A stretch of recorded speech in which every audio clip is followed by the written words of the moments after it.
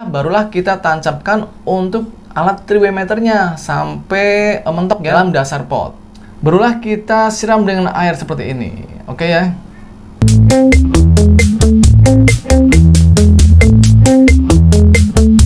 Cara menggunakan kapur dolomit untuk tanaman hias. Nah, buat teman-teman nih yang pengen tanamannya subur, tidak mempunyai daun yang menguning, daunnya hijau ya, segar-segar semua, saya ada tips nih pemupukan kapur dolomit buat tanaman hias.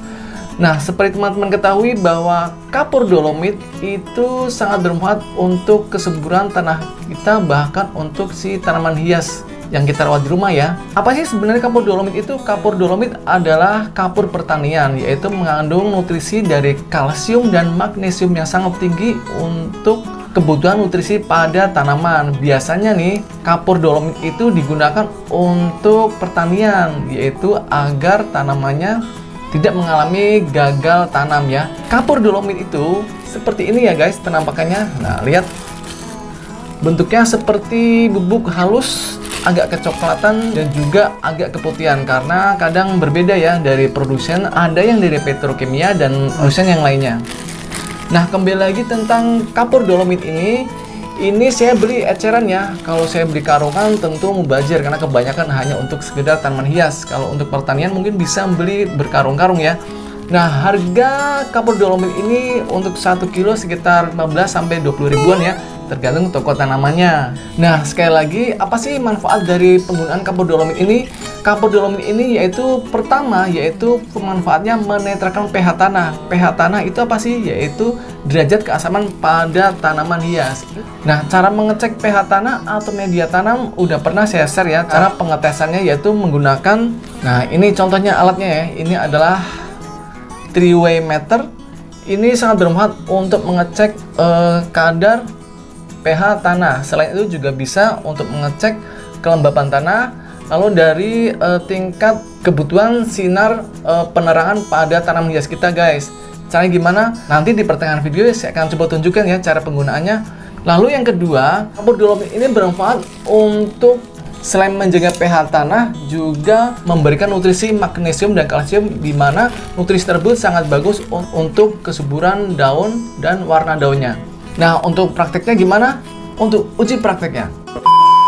Untuk tanaman hias yang menggunakan pot, itu gunakanlah 3W meter ini sebagai pengecekan media tanamnya guys. Yaitu dengan cara kita siram dulu untuk potnya atau media tanamnya.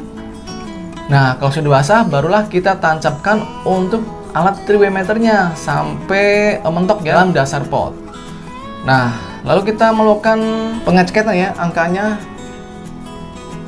Nah, itu dia berjalan ya. Kalau sudah berjalan, kita bisa mengecek untuk angkanya. Nah, itu terlihat ya, angkanya masih di angka 6-7, itu angka yang normal atau pH tanah yang standar ya.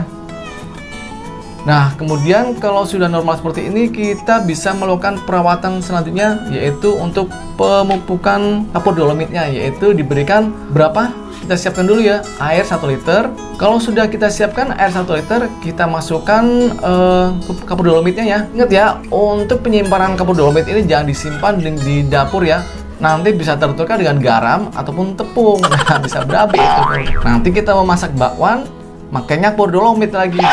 Enggak ya, jangan sampai itu terjadi. Jadi sekali lagi, simpanlah kapur dolomit ini di tempat yang aman khusus untuk pertanian guys. Nah, kembali lagi ya, kita siapkan air 1 liter. Kemudian kita berikan kapur dolomitnya itu sekitar setengah sendok makan guys. Kita aduk sampai kurang lebih 5 menit ya. Kita aduk terus, aduk. Nah, kalau sudah larut, barulah kita siramkan ke bagian perakarannya atau media tanamnya. Nah, seperti ini ya guys. Nah, itu dia. Nah, cara yang kedua selain dengan pelarutan, bisa juga kita berikan dengan tabur secara langsung guys. Yaitu kita gali ya di bagian samping-samping potnya ini. Sekali lagi kita berikan untuk dosisnya sama, yaitu setengah sendok makan. Nah, itu langsung ditaburkan di bagian samping-samping pot ya. Nah, seperti itu sekelilingnya. Kalau sudah, kita tutup lagi dengan media tanam. Barulah kita siram dengan air seperti ini. Oke ya. Nah, lalu berapa kali kita melakukan penggunaan kapur dolomit ini pada tanaman hias kita ya guys? Nah, lalu pertanyaannya, berapa kali kita menggunakan kapur dolomit ini untuk tanaman hias kita di rumah guys? Yaitu penggunaan kapur dolomit ini cukup berikan per 3 bulan sekali. Jadi tidak perlu dilakukan sebulan sekali, 2 bulan sekali, jadi cukup 3 bulan sekali agar pH tanah atau media tanam tetap stabil, tidak naik ataupun turun. pH tanah lebih dari 7 itu juga tidak baik ya untuk kesuburan tanah, karena penyerapan nutrisinya untuk pupuk yang kita berikan itu sulit diserap. Begitu juga kalau di bawah angka 6 itu juga akan susah ya diserap nutrisinya. Nah, untuk tanaman outdoor nih, ini juga sangat penting nih, karena kenapa? Tanaman yang sering tersiram oleh air hujan itu bisa berisiko menurunkan pH tanah guys. Jadi, sekali lagi buat tanaman outdoor nih, misalkan buat tanaman hias bunga atau tanaman berbuah. Nah, ini diberikan sama ya dengan cara seperti ini, wajib diberikan 3 bulan sekali. Nah, yang paling bagus sebelum kita melakukan penanaman yaitu kita campur ya ke media tanam. Tapi kalau udah terlanjur seperti ini, udah di awal penanaman kita tidak melakukan pengadukan pada media tanam, kita bisa melakukan susulan ya, pemupukan susulan dengan dolomit ini seperti tadi yang saya berikan contohnya, yaitu dengan dilarutkan ataupun ditaburkan. Oke ya, inilah informasi yang bisa saya berikan tentang cara penggunaan kapur dolomit buat tanaman hias kita di rumah guys. Jadi tidak hanya untuk pertanian, untuk tanaman hias kita pun juga sangat penting ya untuk pemberian kapur dolomit agar tanaman tetap subur, pH tanah pada media tanam kita tetap stabil, tidak turun ataupun naik. Oke, semoga bermanfaat ya. Jangan lupa subscribe dan tekan tombol loncengnya, karena subscribe itu gratis guys, tidak ngutang, tidak dikredit, dicil ya. Oke, jangan lupa tekan tombol loncengnya. Sampai ketemu di video saya selanjutnya.